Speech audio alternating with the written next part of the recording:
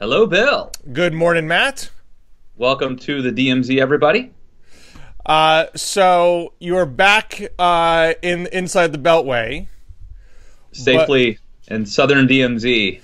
but you had a sojourn out to the conservative paradise of Hollywood.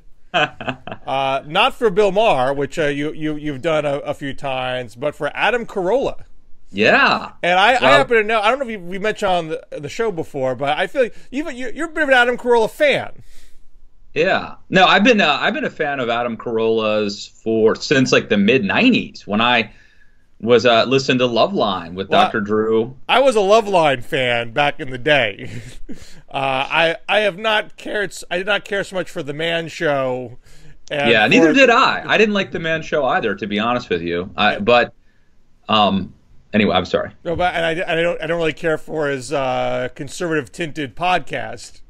But Loveline was genius programming. I mean the setup of the straight man doctor and the comic sidekick was just a perfect, and to have talk about teen sex, that was a perfect combination. It was great. I think there are certain and Adam wasn't the first or only sidekick on that show. There was a guy named Stryker originally on the show. I'm not as deep a fan as you were. Yeah, and he wasn't very good. And then Dr. Drew was a fan of, I think it's Kevin and Bean is the drive time, like morning zoo sort of K-Rock show out there. And Adam Corolla, so Adam became friends with Jimmy Kimmel because Kimmel was on K-Rock. And Kimmel was doing some stunt where he got into a fight with someone else on the show, and they were going to have a big boxing match to settle it. I think Kimmel was like the weather guy or the sports guy or something. And Adam was a boxing coach. So Adam trained Jimmy Kimmel. And, they became friends. And Adam and Jimmy was like, "You're funnier than most of the people in this business. Why don't, And Adam was like, "Well, how do I break in?" And Jimmy said, like, you have to have a character. Then you could call in to by the way, I remember this is the same thing that Larry the Cable Guy did. I used to listen to Kirk, Mark, and Lopez on was a station out in Baltimore, a rock station in Baltimore, and every like Thursday or something, Larry the Cable Guy would call in like on his way to work, to Kirk, Mark, and Lopez in 98 Rock. So Adam Corolla adopted this character named Mr. Burgum, something like that. Anyway, he was the conceit was that he was this like high school shop teacher, but he hated kids, and he would call in like every couple days to K-Rock. Anyway, Dr. Drew became like a fan of this comedy routine. And originally when they hired Adam Corolla, they wanted him to come on and do Mr. Burcham. Mr. Burcham, like for an hour a night, like on Loveline. And so Adam had to basically do what Stephen Colbert did and be like, no, like I can't do this character for an hour. Like let me be me. And the rest is history. So I know an extraordinary amount of extraneous information. So was this visit to California part of your unauthorized biography of Adam Corolla that you're going to work on, or how did this come about that you got to be on his show? So what happened is I was booked to go. I spoke in Orange County the next night for a group called Gen Next, which is this really cool group of young sort of tech entrepreneurs who are in LA or in they have chapters in like Scottsdale. I spoke to them before in Scottsdale. They're in New York. They're sort of in cities, and their message is very kind of resonates with my cosmopolitan conservatism message that I rode to skyrocketing fortune with Too Dumb to Fail. So I was already going to be out there to speak to them. And it was, it's Valentine's Day holiday. So I brought my wife along, and we stayed a couple nights in LA, went to a couple awesome restaurants, like restaurants you have to book a month in advance to get into. And so I hit up a buddy of mine, actually was the guy, I don't know if you know this, Bill, but Adam Corolla and Dennis Prager do these shows together. And this is another interesting pairing. Adam, for some reason, has this knack for being like in a buddy type role, you know. Like I think there's Prager is a conservative columnist. Yeah. So Prager is this, I think, Orthodox Jewish kind of rabbi, grandfatherish sort of guy who's a talk show host. Used to have people are probably, you might remember this, Bill.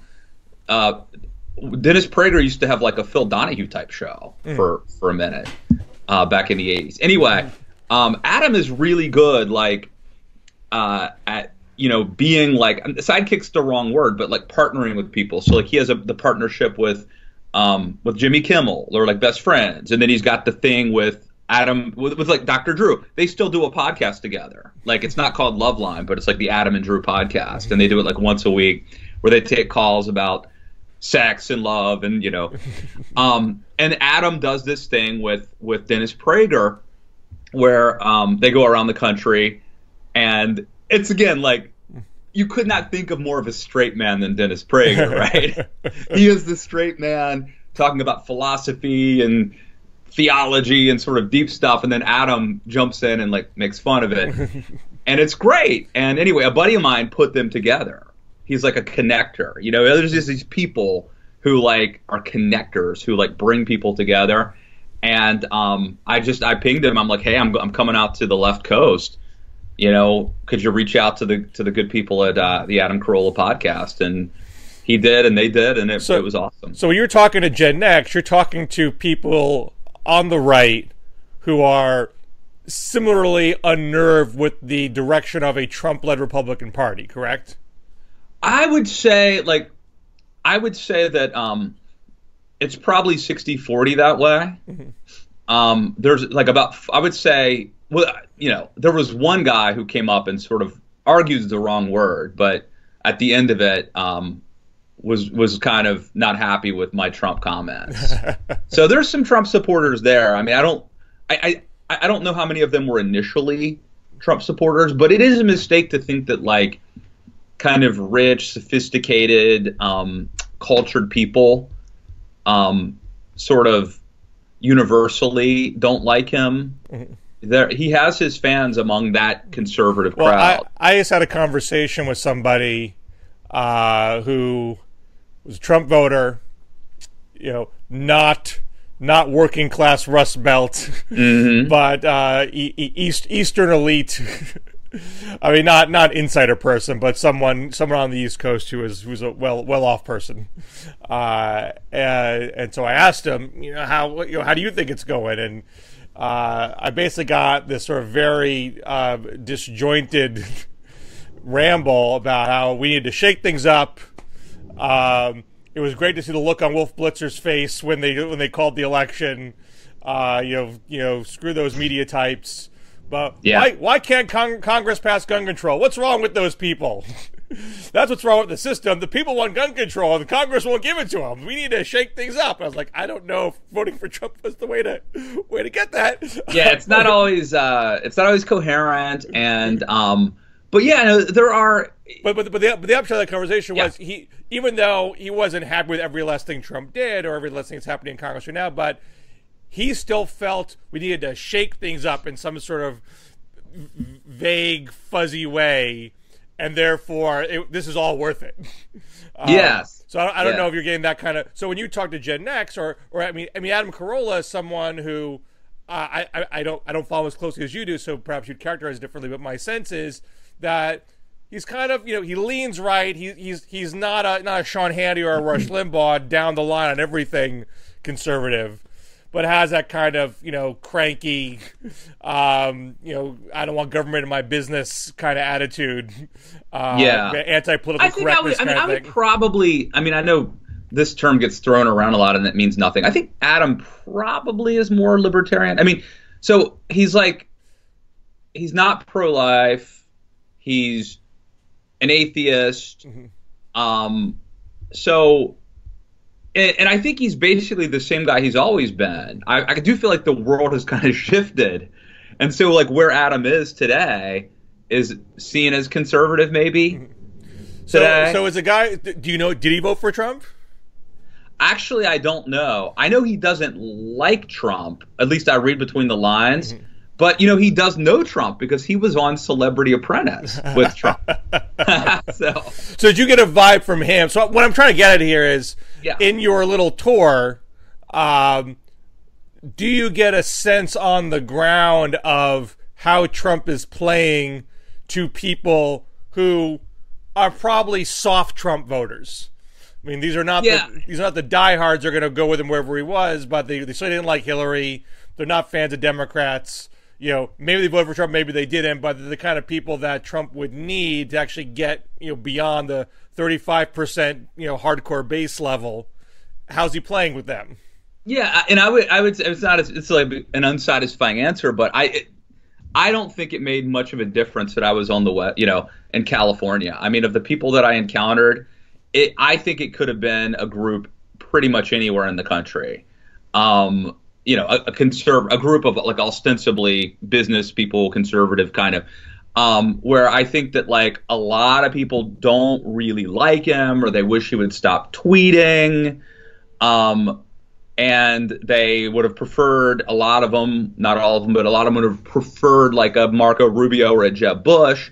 But this is who we got, and we're hoping he can do something good. I mean, it's like, it's not a side, you know, but I didn't have any, like, I honestly didn't have any like real revelations or a sense that like, you know, these people are different than the East Coast people I normally hang out with. Well, so what's happening in California is actually quite relevant. There are several House races in California that are considered competitive, that are Republican-held seats. So, you know, we spend all this time obsessing about how's Trump playing in Ohio or Iowa, but there's stuff on the coast that actually could make the difference. Totally. In the midterms. Yeah. And so you want to know. And I did have one guy did tell me before at the bar, he told me he thought that Trump was basically going to be like Pete Wilson and Prop 187.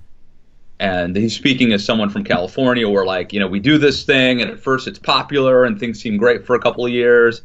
And we haven't, other than Arnold, like they haven't like won anything, you know, in 20 years. Right.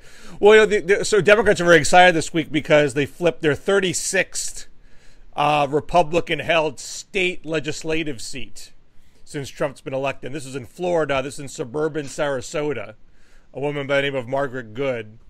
And so so in that district, this was a district that went for Trump by 5 points in 2016. So it's not the deepest red place, but that's still above the national average, right? Trump lost the popular vote. You know, Florida was a state where Hillary got more votes than Obama in 2012, but Trump's turnout was so strong that wasn't enough. So in a district that Trump won by 5, Margaret Good won by 7. And I don't know if this has been commented upon very much, but you look at Doug Jones in Alabama. You know, Doug Jones did not go after Trump at all. He went after Roy Moore. He talked about himself, but he did not make this a referendum on Trump. Margaret Good did go after Trump. This is a state legislative district. This is not the kind of race where you would normally bring the president into it. But the 2 ads of hers that I saw, she had this message of, you know, Washington and Tallahassee aren't listening to what real people want. And she would throw an image of Trump on the screen as she said it. And then the second ad was actually a specific ad about climate change, where she said, you know, James Buchanan, after sort of laying out the problem of climate change, this is Florida, a little bit more sensitive to the environmental issue, says James Buchanan doesn't even believe that climate change is real. And as she's saying that, his face morphs into Trump's. And James Buchanan protested, I never say I didn't believe in climate change. You can't point to a quote where I actually said that. And then she has come back, well, you support Trump and you support Rick Scott and you invest in oil companies, so that's the same thing. And that was sufficient to have a 12-point swing in that district. So you get some conflicting data points as far as how effective is it to bring Trump into the mix. Someone tweeted me like 2 months ago, hey, you better watch this race. This race could be a bellwether. I totally ignored it, but that was the race. So keep your tweets coming, people, at Matt K. Lewis. But Bill, I've seen just, I mean, I haven't read the stories, but I've seen like tweets and reports that like the generic ballot is turning around for Republicans, and like somehow the tax cuts, people are now happy about them, and things have turned around for Republicans in the midterms. We also see, I guess, some signs that some of the Senate races, I guess Kevin Cramer is possibly reconsidering running in North Dakota against Heidi Heitkamp, which would be a big deal. Corker might get back into Tennessee. Corker might get back in, although I don't know what to think of that guy. Well, I don't want to. You're in the middle of a point. I don't want to knock you off track. No, that's where I was going. Okay. Actually, so Marsha Blackburn is basically winning the primary now, and now Corker is flirting with getting back in, but Donald Trump is still upset about the bad things that Corker said about him, and conservative groups like the Club for Growth are vowing to continue backing Marsha no matter what, and spending a lot of money in that race. So, but anyway, there are signs, there are polls, there are indications that things have gotten better in the past couple of weeks for Republicans. Like despite the Porter controversy, well, which all this poll data precedes that. I guess that's true, right? I mean, you look at the Trump polling trajectory, and I'm mostly looking at Gallup here, where and the last I saw on Gallup, he was at 40, which is his high water mark. Once you get past like May, he's basically from May to December, he was in the 30s, and now he's touched 40 a couple of times since the tax cut passed. So he's sort of at his you might consider his upper bound to be more low 40s. He was there. He started the Gallup at 45 and was above 40 for a few days, between January and May. So, I mean, there is evidence that, if Trump, gets out of the way, is in the middle of some sort of tirade or picking some random fight or being immersed in scandal, the tax cut, you certainly can plausibly draw that once people's paychecks got a little bit of a bump and they pushed the stories about this company gave out bonuses, all that kind of thing, that so you think it might be the timing of when these polls were conducted just sort of happened to hit like right after the State of the Union, right at people, but pre-Porter, post State of the Union. It does show that that the needle can be moved to a degree. Yeah. I don't know if it can be moved dramatically. I think there's a lot of people whose opinions of Trump are baked in and don't move. But there are some people who do move, and you piece together a handful of relatively good or at least not awful stories that needle does move up to around 40, and you're seeing that reflected in the generic ballot test for congressional races as well. So if I'm Republican, I certainly could, or for anybody, I could see, okay, maybe the blue wave isn't a certainty. You would need that congressional ballot test to be not 51-49 for a blue wave. It'd have to be sizable, right? And so maybe take some solace in that. But having said that, the special election performance up and down the ballot for the past year is very bad for Republicans. And Margaret Good is just this past Tuesday, and it's a kind of seat, not a breadbasket seat, but a coastal right-leaning seat. Those races are going to matter a lot in November. So I'm a little more inclined to look at actual voting numbers than I am about the generic ballot test. Not that I want to totally discount it, because if that stayed at that level or kept inching higher for Republicans over the course of the year, maybe your special election performances in 2017 are less relevant. But Ezra Klein's got a good podcast over at Vox, and he brought this up a couple weeks ago. So we had Trump win without, because of the Electoral College, and we know that the Senate, just by virtue of who's defending what seats, really favors Republicans. just the lay of the land right now, not the environment, but which seats are up, this cycle favors the Republicans keeping the Senate. And we know that there's gerrymandering in the House.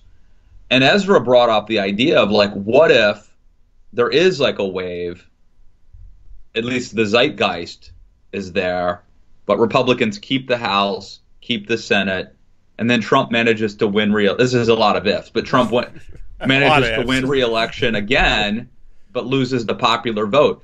Like, what would that do to people who, like, feel how would people feel in terms of, like, we're trying? I don't know if it would demoralize them or radicalize them. But if this is a plausible scenario. If you have I think we talked about this a ways back. I mean, the system is created, the whole electoral system created by the founders to make power diffuse and to not have tyranny of the majority. So you elect the president, the Senate, the House, all different ways, and therefore, then that's why the popular vote doesn't determine everything. 'Cause it's not just about that. It's making sure that power is shared amongst the majority and the minority. And what's unusual about the current situation is that all branches of government are now controlled more or less by Republicans, even though there's not a popular vote majority for them. And I agree with that, and I would say even though the culture, the media, is in the other direction to a large degree, so it really feels out of step or out of touch. So, I mean, that might exacerbate the issue. Right. So if that situation sustained for a long period of time, that would produce, it would produce a huge outcry for structural reform with no means to actually accomplish it, because you can't change the Constitution or change gerrymandering without having control of power. I would be surprised if that did sustain for a long period of time. I think things have to break. The body politic is not that stagnant a body. As you can see in Alabama, the people on the in get demoralized and stay home. People who are on the out are energized and show up. So I'd be shocked if that's what shows after all I agree with you, because we've had a lot of wave elections since 1994. I mean, there have been very frequently throw all the bums out, elections where one side gets just completely tossed out, and then so, like, I would say, like, if modern history is a predictor, I would probably bet that Republicans lose the House, and then that opens the door for impeachment, yada, yada, yada. But I think that Ezra's theory is plausible. The hypothesis, at least, is plausible. I want to make one other point about prospects for November. Talk about the polls tightening right now. I mean, the polls are tightening arguably because of the tax cut bill, which, at least, you've delivered something. You've given me more money. I feel, as horrible as everything else is around me, at least I have more money in my pocket, so I'll take it. Republicans should be a little panicked about what happened with the stock market last week. Now, it stabilized. I mean, it was a bona fide correction, which then stabilized. And these things happen in the market. It doesn't mean you should go pull all your money out or anything like that.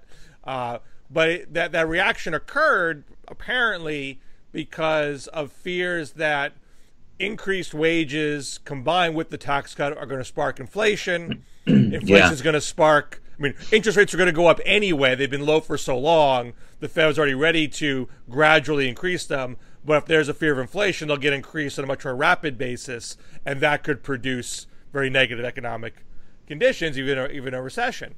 Now, and this is something that the people I was speaking to in California were very concerned about. Now, I don't know if you would get there by November. The closest economic analogy I can think of is what happened with Reagan and Bush. Reagan ran deficits throughout the 80s, but economic growth, GDP growth, was very strong after the recession in his first term. So by 88, you had really strong GDP numbers, but inflation was starting to kick up. And by November 88, the public didn't care about that. GDP was still strong. Lloyd Benson said to Dan Quayle, if you write $200 billion of hot checks, I can give you an illusion of prosperity. Voters are like, this is a pretty good illusion of prosperity. I'll take it. And they vote for Bush to extend, Reagan's term. But the Fed starts jacking up interest rates pretty dramatically to stave off the inflation. And that sparks the recession of 1990. You're already running deficits, and H.W. Bush wasn't a Keynesian at heart anyway. So he responds to that by saying, okay, I have to break my no new taxes pledge to cut a deal with Democrats and stabilize the deficit, which he does. And the Fed responds favorably to that and starts to lower rates, but not as fast as Bush would like. It actually was a pretty significant drop in rates over the 90 to 92. The recession is it actually ends, but the aftermath is still felt in the public. And so Clinton in 92 can still run on the recession, run on the bad economy, and blame Bush for inaction. Isn't it horrible? I mean, this is like an obvious point, and cry me a river, but isn't it horrible that the guy who arguably did what should be considered like the responsible thing was punished? I mean, he's the one guy, he's the one Republican president who actually did something about the deficit. Reagan did not, George W. Bush did not, and now Trump is not. Clinton, and who has benefited the most politically, and who has been hurt the most. Right. I mean, H.W. Bush took it on the chin. The whole "read my lips" thing, of course, is like it's like Obama's red line. Right. I mean, you can't say, and they're going to come to me again, and they're going to say raise taxes, and I'm going to say no. Well, they're going to come to me again. Well, that was the mistake. Read my lips. Right. It was not necessary to be that definitive in that speech. He could have won the race without making that pledge. James Carville called it the most famous broken promise in American political history. Right. I mean, but I think H.W. Bush had the mentality of you say what you have to say to win, and then governing's a whole separate matter. And in a lot of cases, that's true. But that was just a little too firm a pledge to break. So anyway, my point in bringing that up is the time frame of the inflation rising, the Fed acting, and the recession occurring was really a 2-year, 3-year time frame. So I don't know if what's happening now is going to be felt, if there was going to be a negative consequence to that, if there was going to have the inflation interest rate spike problem, if you're going to feel it by November. But if there was further stock market panic, that might feel more acute by that. So I would at least be a little nervous if I was Republicans. Now, Trump, mind you, is proposing, on one hand, more infrastructure spending, but he's saying it's actually going to come from the states and the cities, which will have to raise taxes for. And he's even flirting with the gas tax increase. Which I think the gas tax increase probably is a drop in the bucket in the big scheme of things. But as someone who doesn't drive, doesn't really confront me. Although I guess you could argue it would raise the prices on everything, right? Yeah, I mean if you fuel for other forms of transportation. Yeah, like you're going to buy an Apple, but that too. And then now you've hit me at home. But if Uber's going to go up, now we have a problem. But gas tax. I mean, the thing is, the gas prices fluctuate all the time anyway. So people can demagogue the gas tax, and maybe they can demagogue it so much that it would matter politically. I think as a matter of actual paying the bills, I mean, unless you're really on the margin economically, the price of gas moves so much that it's not that noticeable. Now, if it is, I think, more possible if the infrastructure bill passed, which I'm actually skeptical of, that if it results in states and localities raising their taxes, that is more likely to eat into your benefit from the federal tax cut. But I guess you could also argue, I mean, in a way, it's a consumption tax. So that's, you don't want to pay it, change your behavior. But you said about if you're on the margins, I mean, it does seem like a regressive tax. Well, I mean, by definition, it's a regressive tax. Yeah, like poor people probably drive a lot more than I do, right? I mean, their paycheck that gets taken out for gas is steeper if you're poor. So I mean, that's just a fact of life. As a percentage of their income, they're going to pay a high. So anyway, so I mean, that's why you wouldn't want to overdo it. But At the same time, you can't do everything through progressive income tax because people's income fluctuates based on economic growth, and that leads to very unreliable revenue streams. So you have to have a mix of stuff. Gas tax has other benefits. You know, it is sort of user pays. Yeah. But the interesting thing, though, is if you increase the gas tax, I think a lot of the infrastructure plan would include like more toll roads and things like that. Yeah. So driving would become. I mean, environmentalists should probably love this. Actually, well, they do. Well, environmentalists do love anything that's a disincentive to driving. So you would get Democratic support for a gas tax increase. I think if Trump put that on the table, it could bring some Republicans on board, that would pass. But it is possible that, you know, much like with Reagan's tax cuts, they eventually get eaten away by other policies. And it may not eventually net out as being a full-blown tax cut, which, you know, might be a good thing for Trump. It might prevent economic overheating and the risk of Fed increases. But there's so much uncertainty here about what's the economic picture going to look like in November 2018, let November 2020. That's very hard to say. That and if Trump one is little like poll bump this month says, "Oh, this tax is going to solve everything for Republicans," and if Trump is like barely trying to get into the 40s with a great economy, where would he be with the bad economy? Oh, I mean, I think anyone could conclude. I mean, if you were a potted plant who literally did nothing in the Oval Office for the entire year, you just literally sat there and didn't say a word, you would have a higher approval rating than Trump has right now based on economic conditions. I mean, the tax cut has not done anything to create jobs or increase economic growth in 2017. You know, that is just that is just momentum from frankly four two terms of Obama. You know, those policies are what have, you know, to the extent you credit. Well, I would also say it's expectation too. I mean, there's a momentum and a psychological effect to having done the tax cuts. But you're right. I don't think there was a grand expectation that tax cuts were coming until like a few weeks before the tax cuts came. Everything in 2017 was Congress can't, you know, govern out of a paper bag. You should not assume they can pass a tax cut. So the notion of Trump has goosed the economy by his sheer presence and confidence building, I personally don't accept that.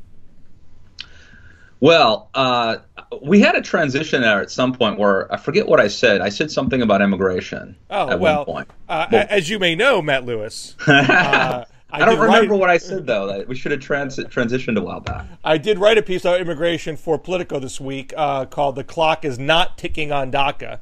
And this is sort of a follow-up to the shutdown piece I wrote last month, which, as you graciously noted, I was totally right on. The shutdown was stupid, and Democrats lost leverage in doing so. So now where they're at, Republicans are saying to Democrats, this is your last chance. I mean, Trump literally said, this is your last chance. There'll never be another opportunity to save DACA. Mitch McConnell said, the clock is ticking. My commitment to do this process on the Senate floor is for this week and this week only. John Cornyn said, we have to wrap this up by Thursday, which is the day we're taping right now, or we're done. And now let me ask you, I completely understand the strategy of setting this up with a deadline, but is there any actual argument, reason for that? Or is this just... Well, as Trump keeps saying, my executive order has a March 5th deadline. As of March 5th, DACA is gone. And so combining with Mitch McConnell saying, I'm not going to let this linger on the floor after this week, that is the message that Democrats, you're on the hot seat. If you want to deliver to your base on DACA, this is it. It seems like the kind of thing the media would bite at. Well, they are. That they would bite on that framing. They are biting on it, and you know, Bernie Sanders just this past week to the Washington Post saying, you know, I'm willing to accept distasteful concessions to save the Dreamers. I mean, this is the same mentality that led Chuck Schumer to say, I put the wall on the table. That Congressman Luis Gutierrez, who was the most devout defender of the Dreamers, who was very critical of the Democratic leadership and their handling of this, he said, we have to get our hands dirty to save the Dreamers. I will get the bricks and mortar myself and build the wall to save the Dreamers. Democrats have really bought into, we have to make these concessions. And by all accounts, Democrats' leverage is weaker because the shutdown was a bust. What they got out of the deal was we will have this limited process on the floor to pass legislation, which invariably requires concessions for Republicans to get to 60. And Trump has said those concessions are going to be painful from a pro-immigrant perspective. You not only have to accept a limit on how many Dreamers getting citizenship. It's not all undocumented immigrants. It's just Dreamers, 1.8 million. You're going to have to accept long-term restrictionist policies. We're going to cut the amount of legal immigration if we're going to do this deal. Now, the fallacy of all this is there is no March 5th deadline. There is an injunction on Trump's executive order. That deadline, as of today, does not exist. DACA lives. If you are eligible for DACA and your permit has run out, you can go apply for a 2-year renewal today. Now, so you're saying Democrats have more leverage than they either know or, they could balk at the timeline and be like, "Well, there's no reason to rush this." Well, they could absolutely say that. There literally is no reason to rush this. And so when I was saying this in January, a lot of activists were telling me, "Oh, this injunction is so tenuous." It was one judge. I saw the tweets. They were going after you pretty hard on Twitter saying this. Like, I mean, we have no trust in the judiciary to save us here. There's a lot of conservative judges. We already saw the travel ban get reinstated. There's no reason to believe this injunction is going to last very long. So you don't hang your hat on that. But here's what's happened. The Trump Justice Department, they've appealed the decision, and they've asked the Supreme Court to expedite a ruling, skip the appellate level, and go straight to the Supreme Court. And they're supposed to decide on that, or they're going to take the case today or tomorrow, is my understanding. But the Justice Department did not ask for a stay of the injunction. And so that has led a lot of court watchers to say, if you're telling the Supreme Court this is not so urgent a matter that you need a stay of the injunction, then why should they expedite the case? Go through the appellate court like every other case. It's very unusual for the Supreme Court to take a case away from the appellate courts. And if you're not even communicating, there's an immediacy here. Why would they? Now, maybe they'll do what they do because the Supreme Court can do whatever the hell they want. But it is certainly possible, if not likely, that this will go on a slower judicial track without a stay of the injunction. So if it goes to the appellate court, and after the appellate court goes to the Supreme Court, now we're in a Supreme Court term now. Supreme Court term ends in June, and then the new one starts in September. So even if the court took it now, there's no guarantee they would rule by June. They could say we're going to really rush this. They could also say we're going to take it in the next term, which might mean you don't get a ruling until June 2019.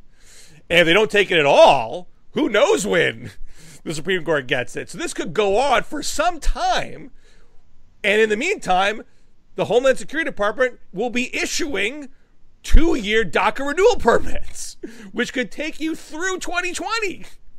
So Democrats have every reason. I mean, and look, so let's wrong. Let's say Supreme Court surprises us, not only takes the case, but lifts the injunction, whether it's this week or down the road. That is the point where Democrats can regain leverage. You're never going to gain leverage from a shutdown. The shutdown does the opposite. The shutdown creates a new problem that is your fault, so you don't get leverage from that. The potential for leverage for Democrats is, by all indications, Republicans don't want to actually deport Dreamers. They are scared to actually deport Dreamers. Trump wants to have it both ways. He wants to talk tough, but not actually do the dirty work. That's why you get a 6-month deadline for Congress.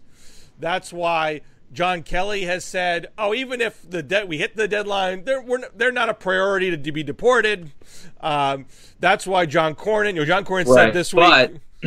But this is the benefit of winning elections. Republicans, first of all, I mean, they could have just done this for the people who signed up for DACA, which is around 700,000 or 800,000. This is a much more generous offer of all the Dreamers, I think. So it's all the people who will be eligible for a permit, even if they didn't sign up. Right. So I think that's a pretty generous offer. And Republicans, if they put this up for a vote and say, okay, Democrats, this is what you wanted. We're having a vote, and dare our Democrats to vote against protecting Dreamers. I mean, there's not zero cost in walking away. You will be criticized. You could have saved the Dreamers and you didn't. Yeah, and that will be literally true. That won't be like hyperbole. But it's not totally true because, again, DACA exists today. DACA does not end if Democrats walk away from that deal. And the risk in taking the deal, I mean, look at immigration policy over the last 100 years. Immigration reform bills do not get passed very often. They last a long time. It is always a controversial subject that politicians do not like wading into. It is extremely hot button. People get their fingers burned all the time, and they look away from it for as long as they possibly can. If you're going to lock in policies that are going to dramatically slash the number of legal immigrants that can come here, by Trump's telling, it's by 25%. By the Cato Institute, it's by 44%. That's not going to change anytime soon. So that's a pretty stiff deal to take. And if you don't have to take it today, why take it? But why would you want that unless? So okay, let me put this in. I'll sort of frame it the way I see it, at least, and then I'll make my controversial point. Mm-hmm. So, throughout American history, we've had different, regimes and different immigration policies, and sometimes it's more restrictionist than I might like. Right now, I believe we actually have the largest percentage of foreign-born people living in America for like the last 100 years. Like the percentage is basically as high as it's been for the last 100 years. So, look, right now, a lot of Americans, rightly or wrongly, feel like things are coming apart. And one of the things that bothers them is the sense that the world has changed and immigrants aren't assimilating as they should. And some of it I think is brought on by economic anxiety, and a lot of it I frankly don't like. There's a populist, nativist kind of thing. But it exists. Like whether or not I feel it and whether or not I like it, it exists. And if we want America to basically be a place where people aren't freaked out and where people like Trump don't get the oxygen to win, we need to figure out a way to calm things down a little bit. Well, people have been freaked out by immigrants forever. They weren't. You go back and look at what Ronald Reagan in the 1980s. Well, Reagan was not terrible immigration. Reagan passed amnesty in '86. Right. People look. So I realize that this is cyclical, and that people. He had critics on the right for doing that. Of course he did. But here's my point. They didn't get oxygen bill. They were fringe people. They were weirdos. So in my lifetime, this issue, a lot of my lifetime and a lot of my time in the conservative movement, this was not a big deal. And people were not, there were always fringe weirdos who were, conspiracy theorists. Now those people are in the White House. Well, that's bad. It is bad. That should be fought. That should be acquiesced to. No, look, here's the deal. A country gets to decide what its policies are going to be.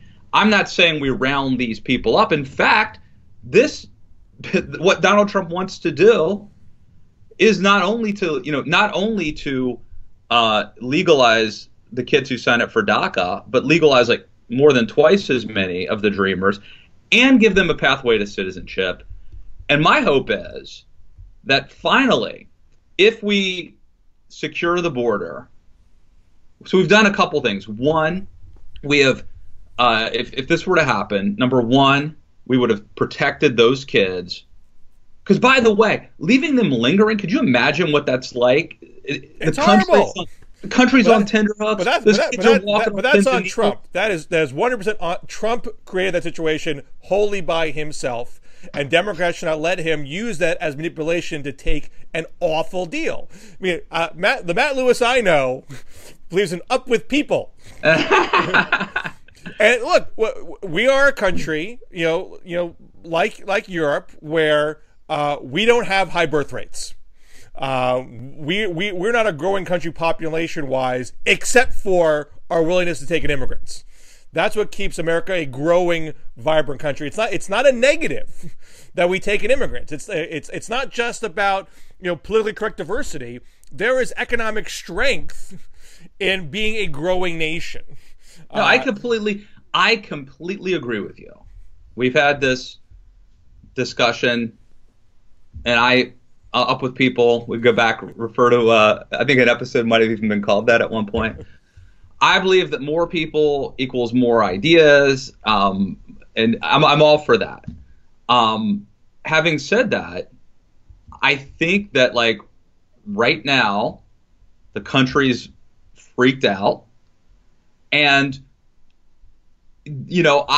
I think that this is a compromise that could calm things down, and maybe we should. So I think, first of all, if we're okay, how do I put this? If we're going to be a country that is generous and wants to welcome more legal immigrants, we have to convince a lot of my conservative brethren that we can actually secure the border and that we can assimilate. I mean, them. Look, we're at a That's point. my point. I want more immigrants. I want more legal immigrants, but Democrats, I think Democrats have already caved on the wall. They've already caved. When Luis Gutierrez says, "I want to build the wall with my own hands," I'm willing to build it with my own hands. They've already caved. So the border security elements, I think they're going to get. I mean, look, Democrats had $40 billion in border security in the gang of 8 bill or gang of 13 bill, whatever they called it, back in 2013. They were always willing to do border security. Border security is not the same as a long-term cut in legal immigration. It's a totally different deal. I mean, I know you're talking about both points here. And look, I think you're correct that if Democrats took this deal now, the immigration issue would calm down. That's true. It would take it off the table. It would be done for the time being. We would not fight over immigration and in this is actually 2020. But it would be settled on bad terms that would harm the country over the long haul and would not be easily changed. My sense is that if things calm down, look, when I was a kid in the 1980s and Reagan was president, this was not controversial. I mean, you go back and watch the debate between Ronald Reagan and George H.W. Bush arguing over who loves immigrants more and who should bring in more immigrants. We need to get to a point where people are calmed down. See, when there's economic insecurity and when people feel like they're losing their culture, they go into a hoarding mentality. And they're not generous and they are not nice. And they elect people like Donald Trump because they're freaked out. Well, we already had that problem. This is why let's talk about being a disruptor bothers me, because I think it's a conservative impulse. I don't want people agitating. I want things to calm down because I think America is a good country. I think American people are good people and they're generous and welcoming. We need to demonstrate that we can secure the border. We can get things back under control. I want to get back to a point where we could talk about that shining city on a hill again, instead of American, whatever it was. What was the line Trump used at his inaugural? American Carnage. That's it. Shining city on a hill, better than American Carnage. Well, I don't want to go. I mean, round and round on this point. But what I do want to say is Democrats can, in my view, I think Republicans are truly scared of actually coming up to a deadline where they would be on the hook for deporting Dreamers. And even if they didn't prioritize it, it would still happen on some level. Someone would get scooped up. Someone who was a pillar of their community would get sent to. Oh, sure. And then can't Donald Trump say, look, people, I wanted to protect Jose. We put a bill on the floor that would have protected Dreamers. He can say Chuck Schumer said no. Chuck Schumer voted against it. He will say all those things, but the bottom line is it's his Homeland Security that will be doing it. And everybody will know. I mean, it's sort of like when in the Ted Cruz shutdown, the Newt Gingrich shutdown. Everybody knows Republicans want to shut down the government. Everybody knows Trump wants to deport immigrants, and everybody knows Democrats don't want to deport immigrants. If Democrats walk away now saying we're walking away because DACA lives today, and we don't need to do your bad deal because the Dreamers are staying right now, we encourage them to get their 2-year permits, and if that injunction is lifted, we will come back and talk to you about it, about how to save the Dreamers. They are communicating that they want to save Dreamers. And if Trump responds to that by not saving Dreamers and deporting them, that will be on him. And they're afraid. And if they weren't afraid of that, they wouldn't be trying to rush the deal now. Let's consider that this is Donald Trump. And that I agree, if this was a normal Republican president,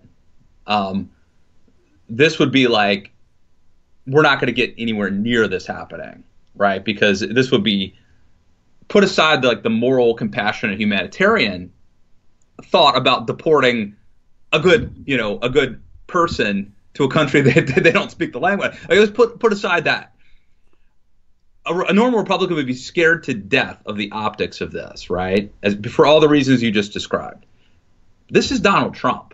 If he can say, look, I wanted to protect them. The Democrats voted against the bill, but then it happens. In a way, he might actually get away. Number one, he might get away with sharing the blame because he could rightly say we put a bill on the floor. And number two, in a way, he might become more popular, at least with the base. I mean, he's going to sense like finally someone stood and didn't let the media push him around. Well, why are they trying to rush the deal now? What is the impetus for doing that? Well, I think two things. One, they have what I think, you could certainly argue is an artificial deadline, but they could probably get the media to buy into the deadline that this thing expired. Trump's executive order expires on March 5th.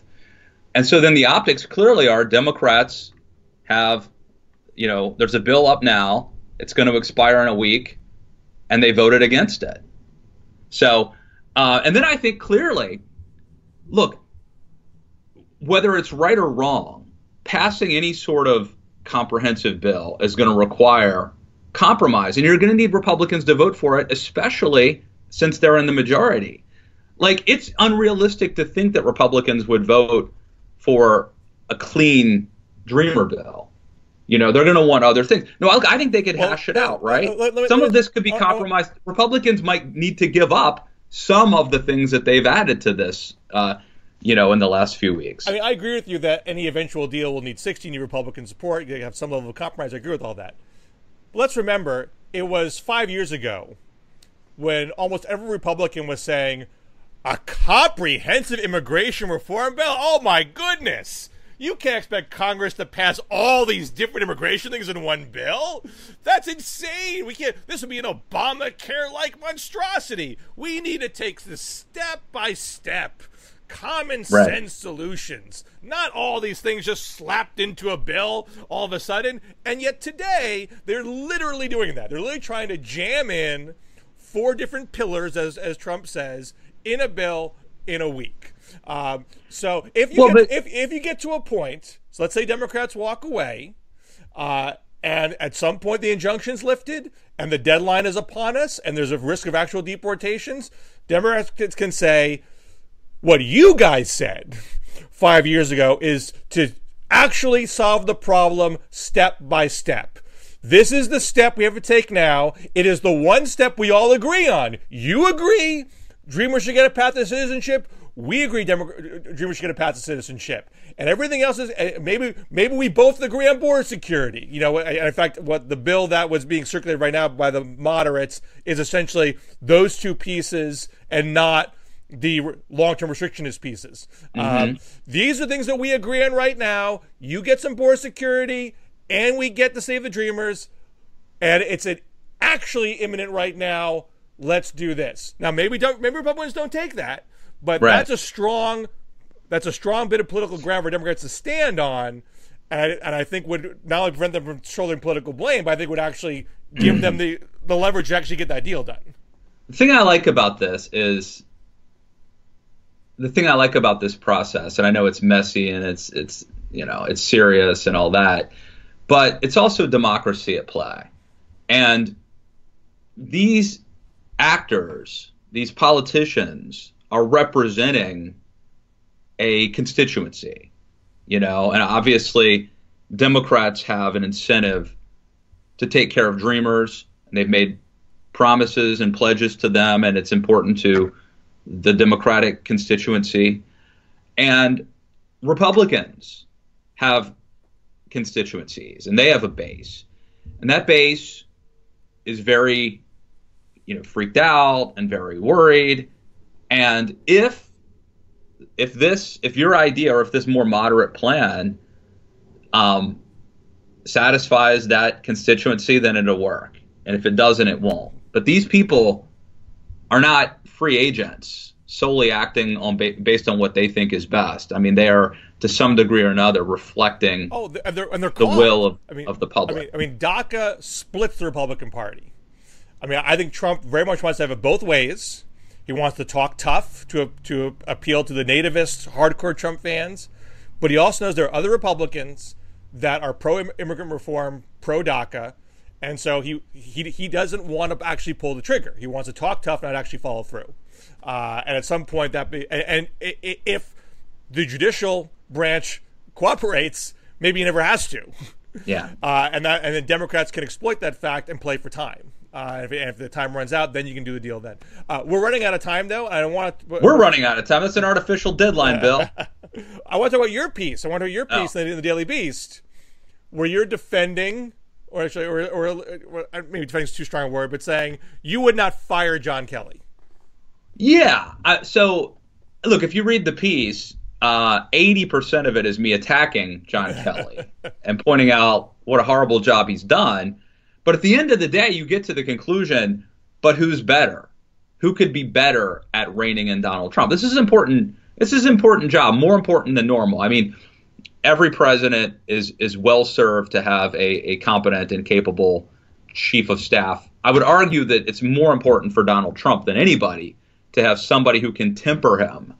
I think John Kelly has done a very disappointing job at that.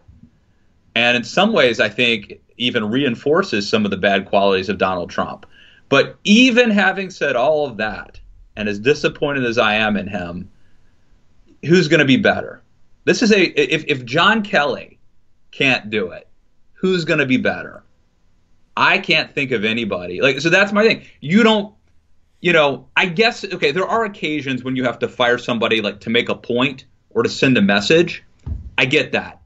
But this is an important role, and I'm just sort of the opinion you don't fire him unless you've got someone better.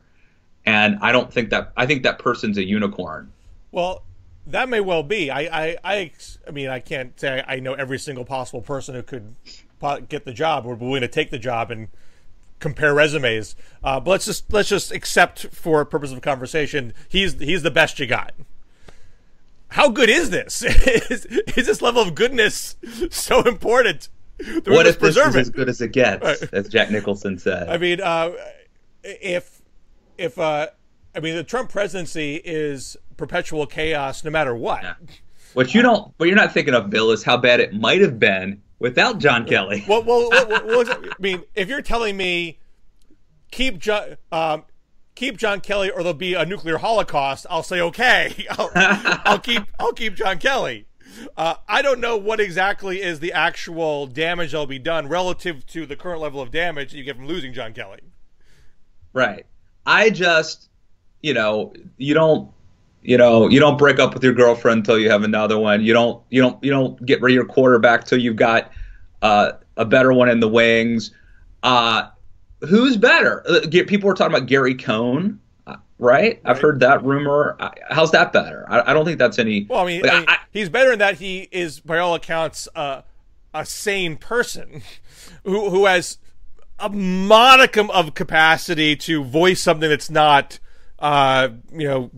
Trump propaganda. I mean, he did push back a little bit on Charlottesville, and he still claims to be a registered Democrat. Trump corrupts. That anybody. Well, exactly. That anybody who is in, like, if Pope Francis became Donald Trump's chief of staff, 2 weeks from now he would be like trying to deport some Honduran family or something. I mean, just.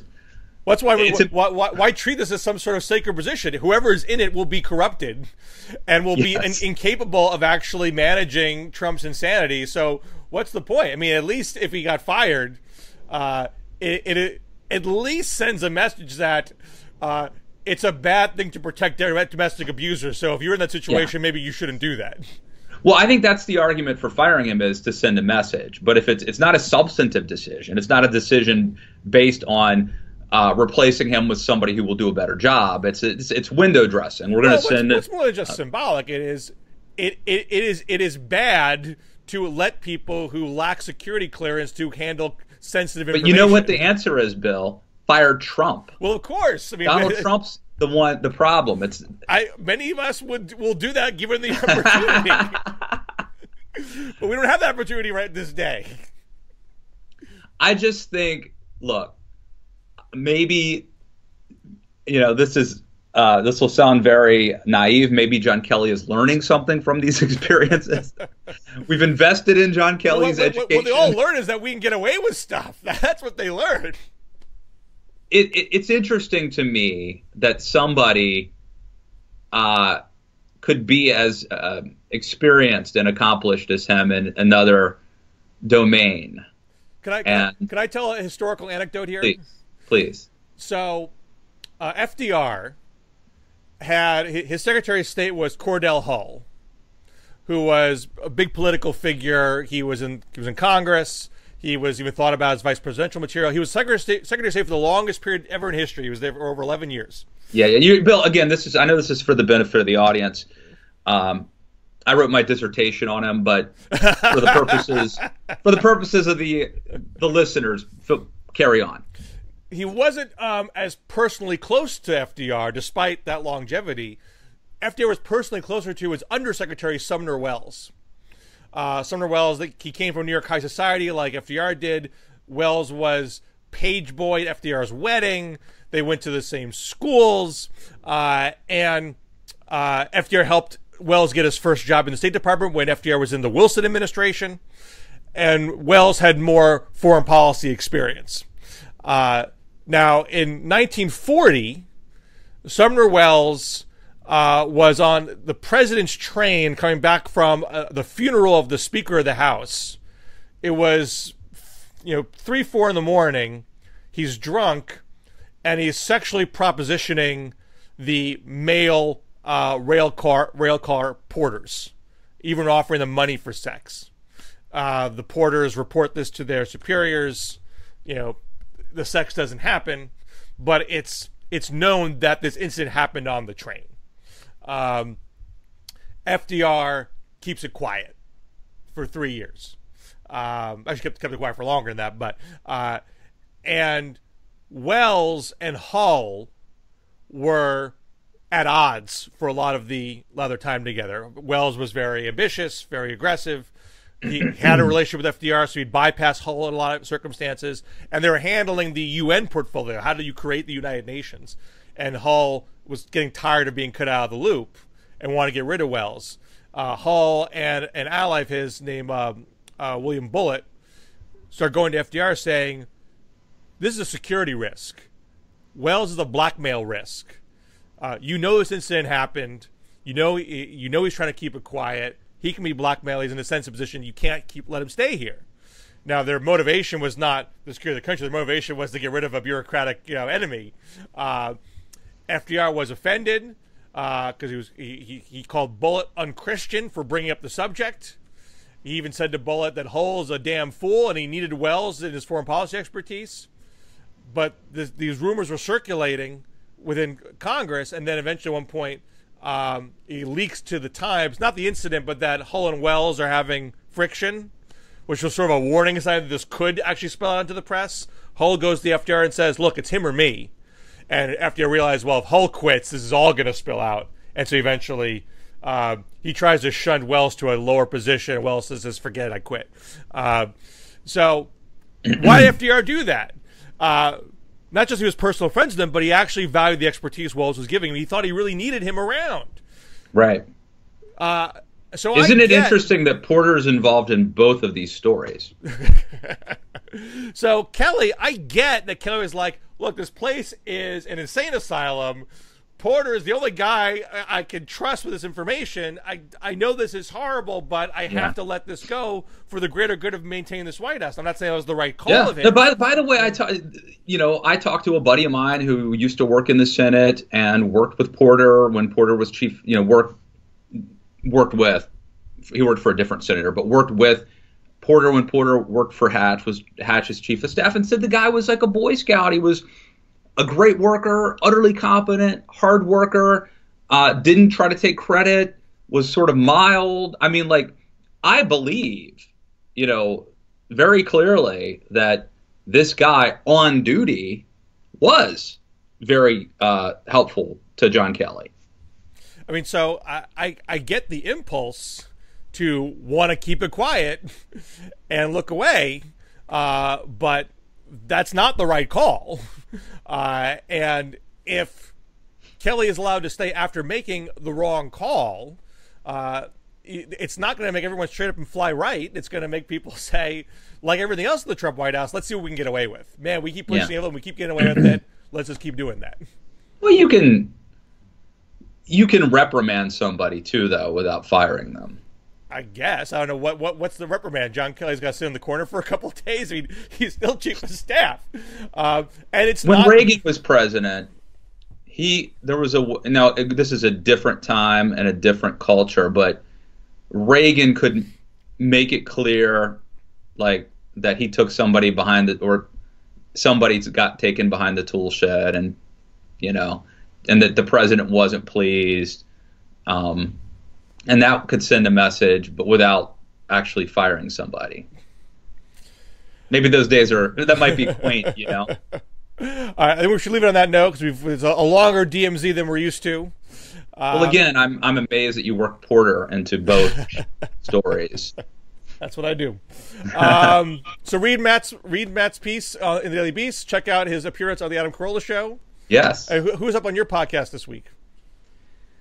Oh, geez. I'm supposed to talk to Daniel Lippman from Politico today. Oh, from the Playbook. And I'm probably going to also talk a little bit more about my Adam Corolla. I might play a couple clips from that appearance.